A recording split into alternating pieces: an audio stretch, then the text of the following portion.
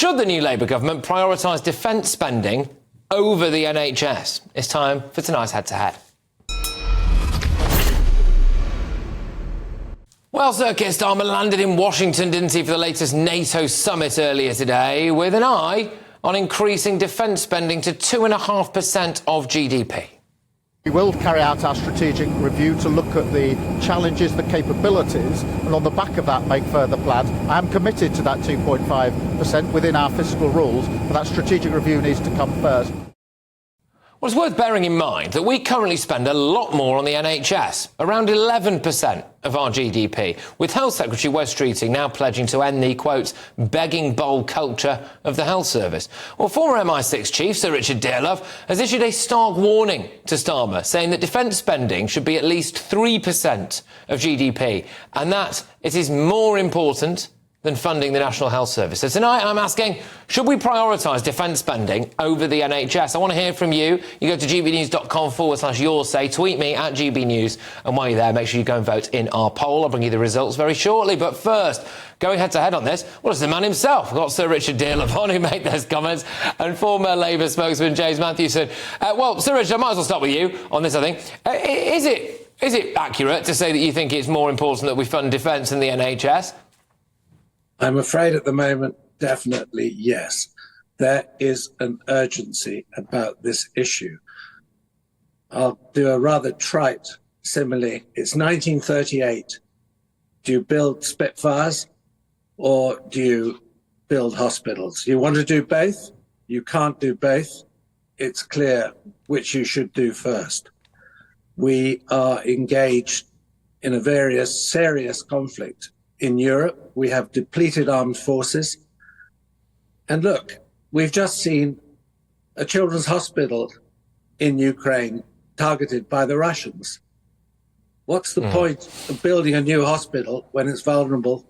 Okay, we're not Ukraine, but I'm trying just to get across the urgency and the importance of this situation. And I think fixing the National Health Service, which we all know is essential, is going to take time. But on the defence issue, we may not have the luxury of time. We may need to move immediately. So I'm not saying don't spend on the National Health Service. I'm saying look at the defence issues first. Yeah, fine. I'll come back to you on that, and I'll bring you in now, James, because, I mean, there is a point there. There is no point in a new hospital if Putin's just going to kind of nuke us anyway. Right, well, I mean, that's understandable, and I understand where Sir Richard's coming from with this, and I think it is, I mean, we need to listen to people like Sir Richard who have the experience on defence about how important it is right now, given the world stage and where everything is at. However, it is important to acknowledge the fact we are not at war. We are not currently at war, and we do not have a war economy at the moment. Now, we understand the gravity of the situation in Europe, we understand the gravity of the situation in the Middle East as well, and of course, tensions are running high, but we are not ourselves at war. What we are seeing at the moment is a complete crisis of healthcare provision in the UK, from dentistry to normal healthcare provision to access to GPs, to doctors, to appointments, people with cancer appointments waiting months and months and months. And it's causing, a crisis. And I think when it comes to defence, the argument is always that, a government has to protect its population. You have to also protect the population from illness, from disease, and from death. And that's part of the National Health Service duty. Okay. Sir Richard, are we actually at war? We are in a state of hybrid warfare with Russia. We're in a state of grey war. But if you wish for peace, prepare for war. We've had many historical examples. And look, I'm not minimizing the problem of fixing the issue of healthcare. It's hugely important to all of us. And of course, it's an immediate issue for many individuals. But for example, during the election campaign, there was no discussion at all of the urgency of the security. We have smaller armed forces, or we have the smallest armed forces in the UK since Napoleonic times. And there is a major war in Europe which could escalate at any time. We're in a position of weakness. And I think that we could do things initially to improve our defence situation. And, the NHS is an urgency as well, but I think in this particular case, the security of the nation comes first. The security of the individual in this instance comes second in terms of healthcare. Yeah, OK. And look, I mean, I'm just having a look here. The NHS's spending in 2022 to 2023 was £181.7 billion. OK, that was on day-to-day items, the vast majority of it, such as staff salaries and medicines. I do put it to you, James, that when you look at the NHS spending as 11% of our GDP, and a lot of that being spent on day-to-day items, but also the salaries of people who work in that NHS, if we have the kind of crisis that you're describing in the NHS, actually some people who work in the NHS need to be blamed for that and not the government. But also, how much more money do we just pump into this bottomless pit when, potentially, we are about to have an actual conflict?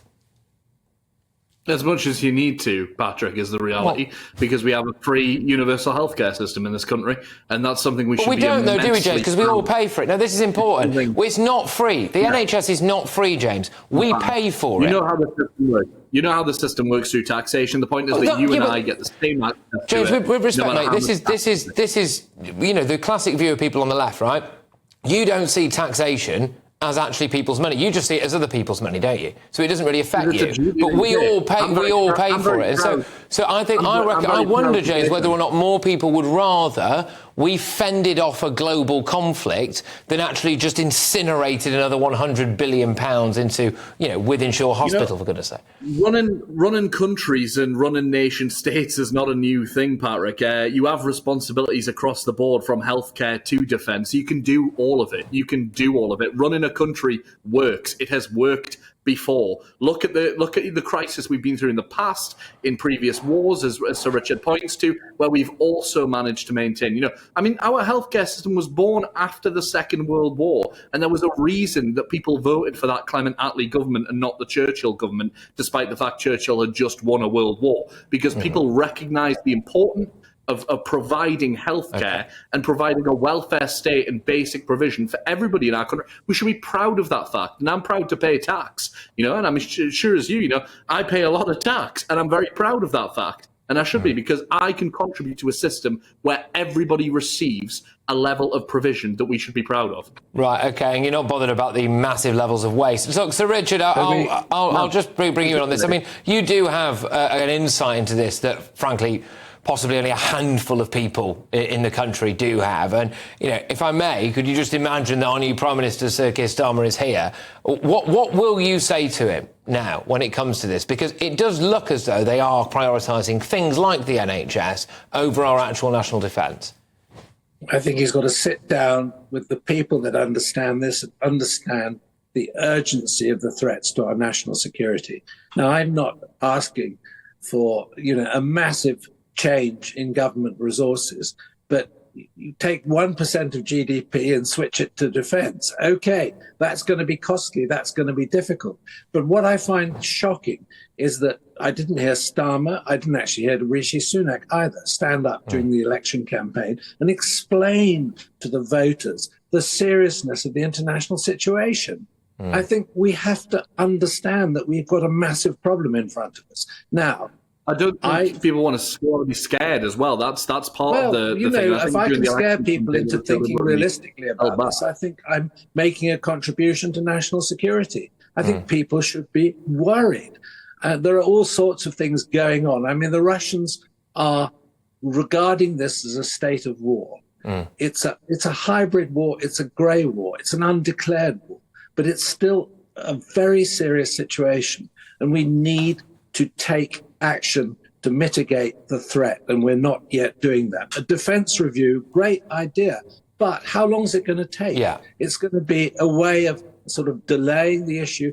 Is it going to take 2 weeks? Is it going to take 3 weeks? I think you could carry out a defence review in a month if you call on the right people to explain the situation. And I'd like to see Starmer say, right, 2.5% now, rising to 3% very quickly. Okay. And we can do the National Health Service in parallel. I see the urgency of that, but it doesn't need to be done quite so quickly as this other issue. No, exactly. I would really like to see an urgent review into NHS waste as well, to be honest with you, because I think that's an absolute disgrace, really. All right, both of you, look, thank you very, very much. So who do you agree with there? Should Starmer prioritise defence spending over the NHS? Mary says defence is first and foremost the most important thing for a government. If we are not safe, we won't be healthy. Yasin says health spending is the foundation of any civilised society. Without a properly funded NHS, we will move backwards as a society. That's fine, but what is properly funded, Yasin? £181.7 billion annually, I would argue, is something that is properly funded. And will we all continue to stand there and clap while they slap another rainbow flag around an NHS building and Putin rolls the tanks in? Janet, on your say, says the NHS doesn't need more money, it needs to be better managed. And I'm very much on Janet's side. Your verdict is in. 75% of you think that we should prioritise defence spending over the NHS, while 25% of you say that we should not.